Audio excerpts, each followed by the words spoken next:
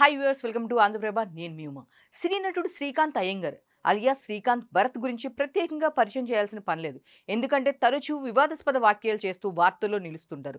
రీసెంట్గా మహాత్మా గాంధీపై విరుచుకుపడ్డారు.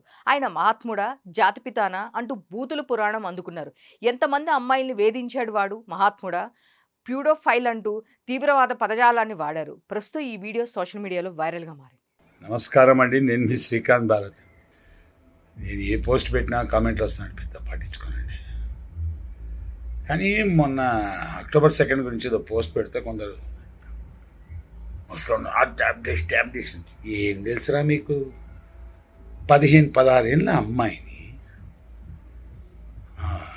పేరు చెప్తా, ఒక 15-16 ఏళ్ళ అమ్మాయిని పక్కన నగ్నంగా పడుకోబెట్టి ఈ నిగ్రహంగా ఉన్నా లేదా చూసుకున్నాడు. అన్నది ఎంతోమందిని లైంగికంగా వేధించిన వాడు మహాత్ముడా, ఆత్ముడు. స్వాతంత్రం వాడు తెచ్చాడింది బొక్క. సుభాష్ చంద్రబోస్, భగత్ సింగ్, ఏంత లక్షల మంది తెచ్చారు. వాళ్ళు పరమాత్ములు. ఈడు పీడోఫైల్. ఇంకో విషయం, జాతిపితన భరతమాత అనే వ్యక్తులమయ్యా మేము. జాతిపిత సింపుల్ స్టేట్మెంట్ వినండి. If Mohan Das Karamchand Gandhi is the father of my nation, then I'm a bastard citizen. Jai Hind.